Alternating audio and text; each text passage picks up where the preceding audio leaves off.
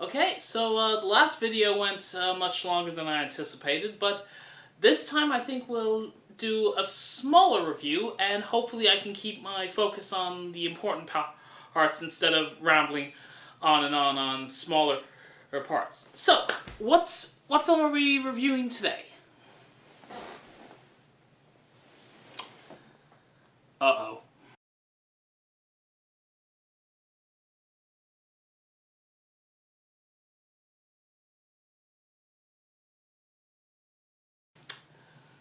So, this film is interesting. It's had a unique uprising with the people who were demanding that they release the Snyder Cut, the personal tragedy that is attributed to it, to all the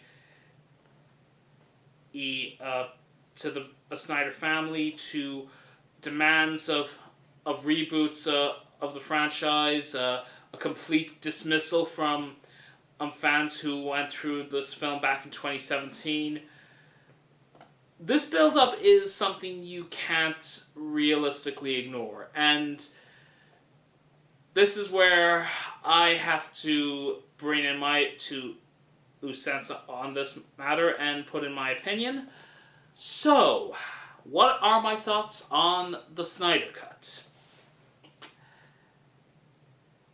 It's better than the 2017 version of this film.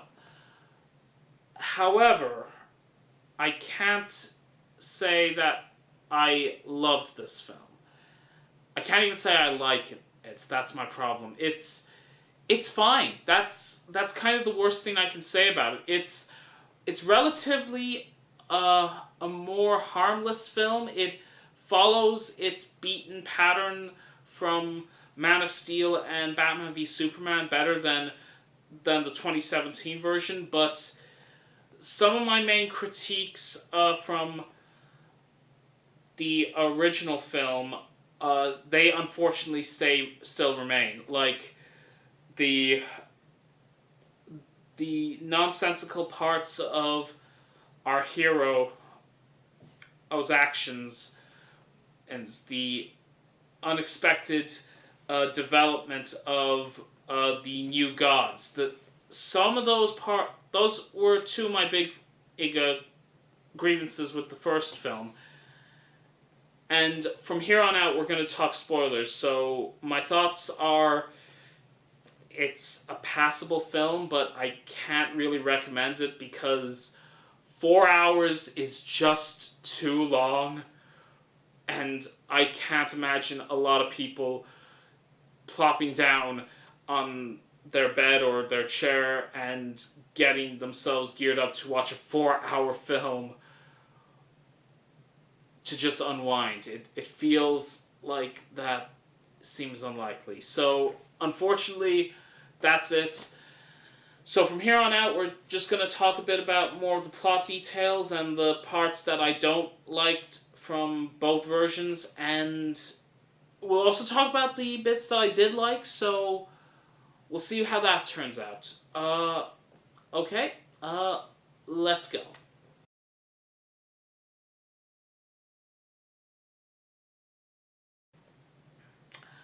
Okay, spoiler time. So, let's talk about the good parts. The good parts of this film is with Cyborg. He's actually well handled in this film. He's actually given a proper character arc, dealing with the tragedy of his injury that led to him becoming in Cyborg, his personal issues with regards to his father and his dehumanization, the fact that he gets new abilities thanks to his new body, and of course the change that leads to him feeling anger that his father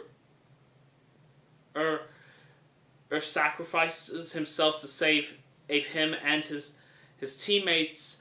This then leads to him feeling sorrow to himself and anger at Steppenwolf, and he then grows as an individual when he reconciles with his father's memory at his gravestone. That's all well handled, and I honestly feel like Cyborg went from a character who was barely a factor in the previous film to someone who who basically becomes the central character of this film. But this is where we come to a new problem. So Cyborg's been given a lot more depth and complexity, but other characters are more or less just here to fill out a quota. Wonder Woman is purely there because she was in the last film, much in the same way as Batman is in this one. Aquaman is pretty much, he's just there to be the muscle of the team, the strong guy.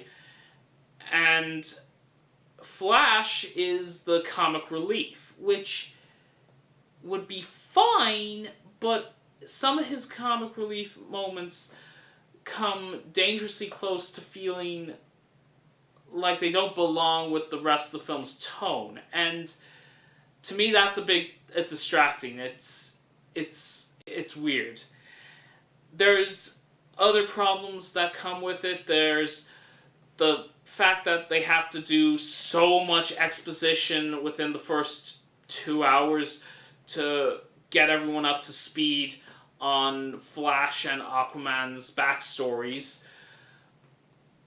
It's actually pretty bad when we get to Flash's backstory, because we have Flash talking with his father in a Central City.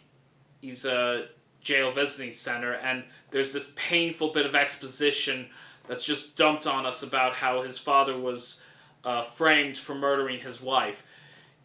If you want the full story, you could literally just watch the first 3 or 4 episodes of the Flash TV series on the CW, and you'd get it instantly much better. Aquaman he's given a backstory as well, but his backstory is pretty much just he has issues because his mother abandoned him and his father when he was a baby, and he feels betrayed as such. And yeah, we also have Wonder Woman's issue is that she feels like she's a stranger in this world because she lost the man she loved back in World War I, and yet she also feels sad that she can't return back to Paradise Island. And I genuinely do not know what was the reasoning for why she couldn't return, but that's for a different talk. But that's beside the point. We don't talk about it. And Batman, I think his deal is he's trying to deal with the fact that he feels guilty for being partly responsible for Superman's death, and he is convinced that there is more evil threats coming to this world, and that he needs to form up a team to help protect it, which it feels like, yeah, this film, feels like it has an idea of what it wants to do and whose role needs to be filled in by which character, but it doesn't know how to tie it all together, if that makes any sense. What else? So, another problem with it is Steppenwolf. He was boring, he was uninteresting, he was a CGI lump of a cave troll. He didn't have anything impressive or impactful to make on his first appearance back in 2017. And he is not much better.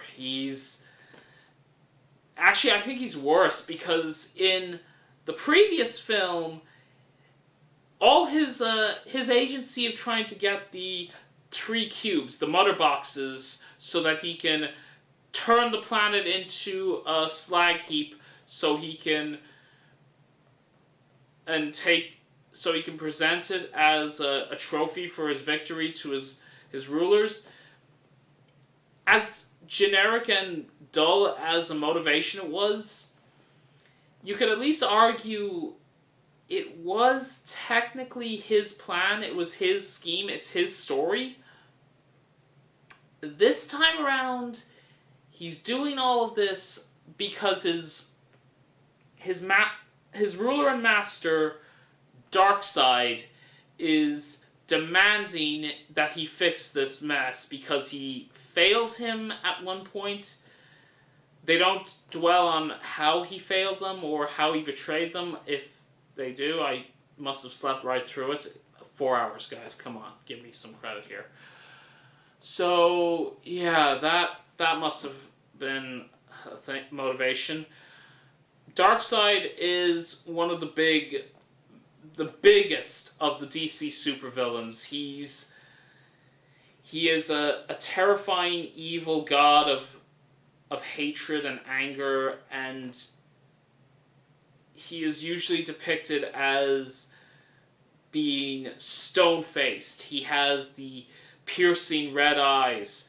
He has this terrifying tremor of a voice, and in this one, they get some of it right, but he doesn't impress me. His first major scene in the film is when, in the flashback, if you recall in the previous film, back in 2017, they had a flashback that showed Steppenwolf's attempt to try to conquer the Earth thousands of years ago when he was defeated by Green Lantern, some Atlanteans, some Amazons, and humans, and they fought him and back, and he was defeated quite easily. In this one, they replaced Steppenwolf with Darkseid, and honestly, it's pretty much the same idea with a few changes.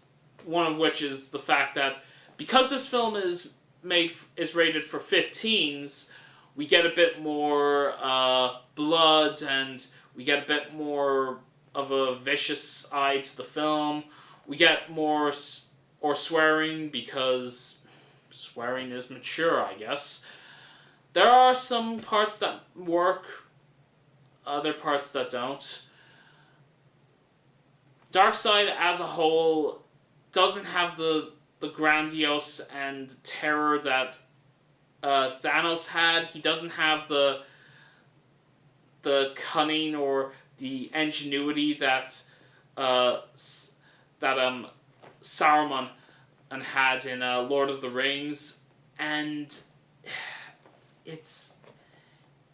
he is also not handled well, and that's a shame, because for people like me who were fans of DC Comics and enjoyed them, even enjoying the cartoons like the Bruce Timm animated series, it is a shame that we haven't seen Darkseid be well handled in live action, and I can honestly say this wasn't well handled at all. So yeah, what else? One of the other things, of course, is the scene where they bring back Superman. They dig up his body, they drag him to the Kryptonian spaceship, they have one of the mother boxes, and it's a shame because this scene made no sense in the previous version, and it's wholly unchanged. I was expecting something else. I was kind of expecting that Superman was going to come back via the implication from the end of Batman v Superman, where at the end of that film, on his grave, you saw bits of soil starting to float up, and I was wondering if maybe that was going to be a thing, like Superman wasn't quite dead.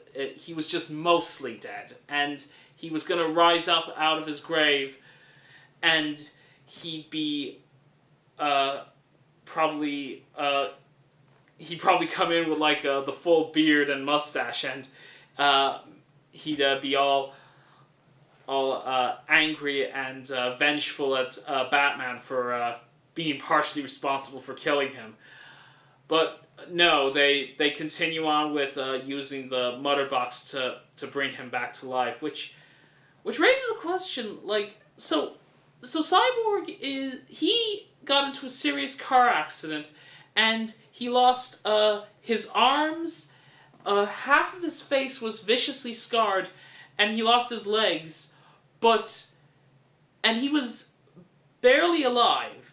But Superman, who was stabbed in the heart by a cave troll, Doomsday, and he was weakened by kryptonite radiation poisoning.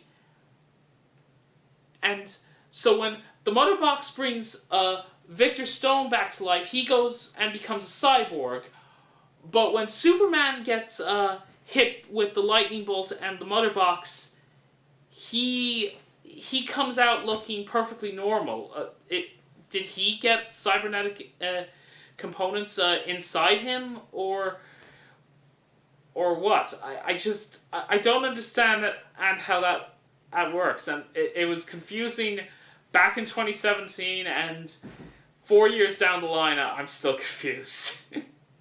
It's just weird.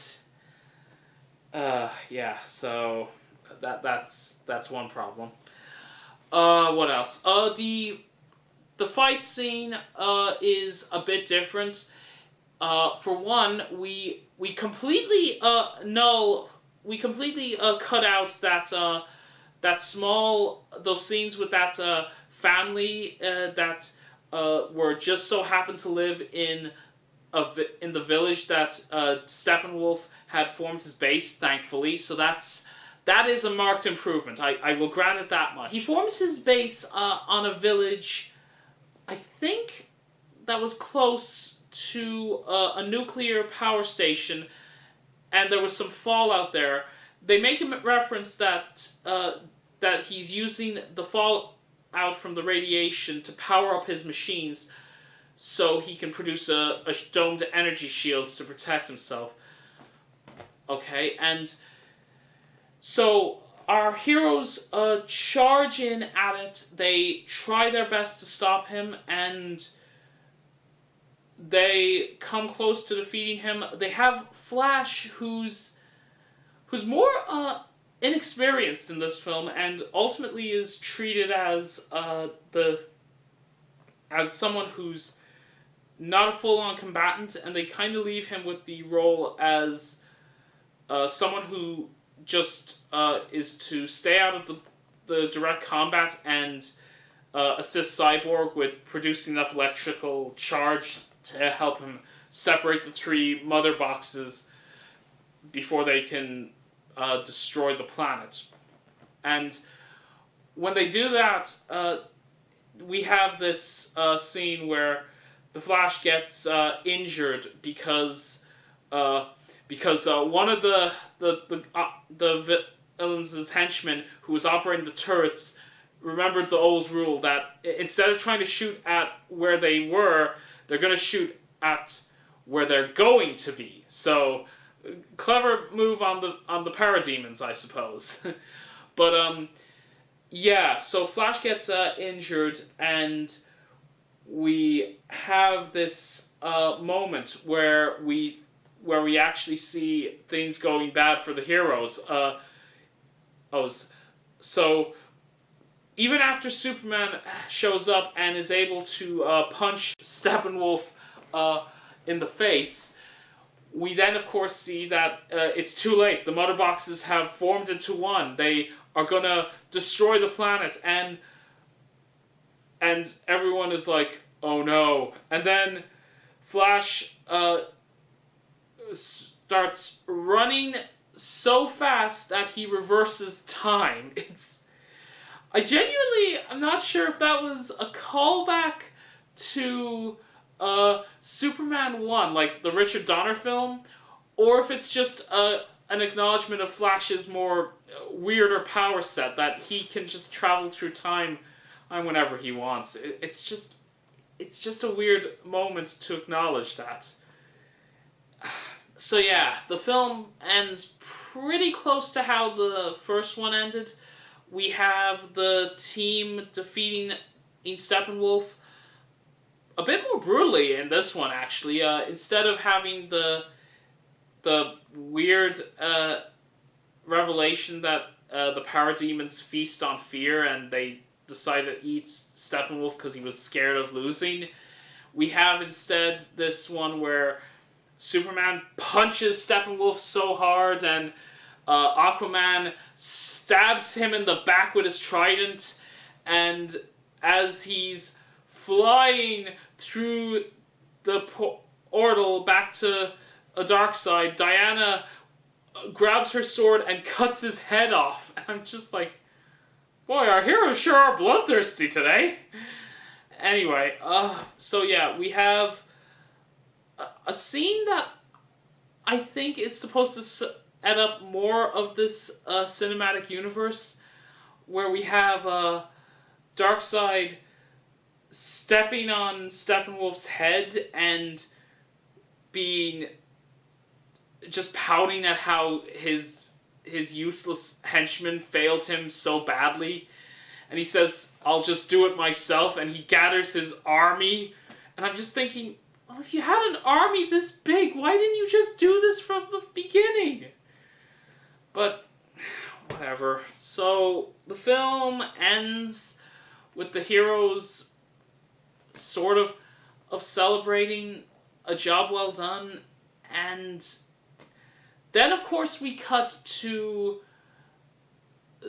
the future, where things are still dystopia. It's, I think, the same dystopian future that we saw in Batman v Superman, the one where Batman is dealing with parademons and he was interrogated by Superman. And I think we also see Mira from Aquaman, Flash, Deathstroke, and the Joker, strangely enough. Jared Leto's Joker, yeah, he's in this film. I am terrified at what he did on set. But, moving on. So in this one, we learn a bit that Lois Lane does have a place to play in this story thread, even though her role in this film was to pretty much just be sad because Superman's dead and reconnects with him when he comes back to life. So, yeah, we get a scene of Joker pushing everyone's buttons, and he then remarks that he's gonna be the one to be the solution to prevent the apocalypse. I can't even begin to imagine how that's even possible. And we have, I'm pretty sure, one of the infamous moments of this film, or probably the famous moment, depending on who you ask, where Batman drops an F-bomb on how he's going to kill the Joker. Well, he's going to kill him, but I don't swear, at least not in these videos. Why? I don't know. I guess I just started it. Anyway, so yeah, this film, it genuinely does feel like it's setting up a cinematic universe. Like, we get scenes of different characters who play different roles. We have J.K. Simmons as Commissioner Gordon with not a greater amount of moments to work with. We get Victor Stone owns... No, not Victor Stone. Dr. Stone having this scientific assistant. Who's called Ryan Choi, and I'm pretty sure he becomes the Atom, a superhero who's known for shrinking. And We also get, I think we also have, yes, I remember now. We have Martian Manhunter, Jean Jones. He's a Martian detective kind of character. It's weird. His whole deal is, okay, so his scene is actually pretty amazing. So during the scene where the heroes are trying to bring Superman back to life via using the mother box and a Frankenstein-style methodology of it, they actually literally use a lightning bolt to help jumpstart it, actually, now that I think about it. But while that's happening, we have Martha Kent, Clark's mother, go up to Lois and try to help her with her mourning. But we later learn, after Martha leaves Lois's apartment and heads outside, she shapeshifts, and it's revealed that it was the Martian Manhunter who was disguised as Martha so that he could help convince Lois to become stronger and help her through this. But we don't see him assist the Justice League when they're fighting Steppenwolf, and that just confuses me even more. So, yeah. Okay, what else? I think he only appears later on to talk to Bruce Wayne after the future vision, but again, I don't understand why he's in this film. Okay, the fight scenes are... Some of the fight scenes are actually pretty cool in setup and ideas. We have the interesting one with the Amazons doing the... trying to keep the mother box away from Steppenwolf, but then there's the honestly less impressive, because it's all a CGI mess of a fight scene with the Justice League fighting in Steppenwolf's fortress, where they're crashing through buildings. The Batmobile is driving through empty roads. Aquaman is air surfing on parademons, and it's just very unimpressive. The film also has another problem that I didn't want to talk about, but I think I might as well. It has, I think, broken the cardinal sin of any Justice League story, which is you aren't supposed to make Superman be so strong and so powerful that he ultimately renders the entire league superfluous. This film, it's not as bad as the back in 2017, but it's still pretty bad. Superman, he basically almost one-shots it. Admittedly, we do need Cyborg and Flash to prevent the mother boxes from merging, but honestly, I think we don't necessarily need the rest of them, sadly enough. I just don't know what to say. This was... It's always odd talking about it when you have... It feels like, well, what would you do? Not have Superman in the Justice League? From a storytelling perspective, maybe, but from a logical standpoint, no. What are you, crazy? But again, I don't know. Okay, final thoughts. I'm genuinely happy that people did enjoy this film. I just wish I could have been one of them, but I'm not one of them. I'm not in the group. I don't necessarily think it's bad. It's certainly a better showing for the Justice League than the Whedon cut, as it will probably be known as. But at the same time, I don't think I will be rushing to see this a second or third time. And I think that's its biggest flaw, because for a superhero film, particularly a team-up film that features the greatest heroes the world has ever known, the fact that it's not something I'm genuinely excited to look more into or want to see everything more of, I think that's its biggest flaw, is that I was happy I saw it once, but I'm genuinely done with it. Maybe I'm superheroed out, but I just don't think this one was that worth it. Maybe it's the 4-hour time span that I spent on it. Maybe it's the ideas they were trying to do the story in a more grounded way, but I don't know. Anyway, so I think I'm going to take a small break from movie reviews for the moment and take a look at some video game content. So, yeah, I'm going to maybe bring out a video on some Wolfenstein games. We'll see how that turns out. Okay, talk to you all later, and stay safe.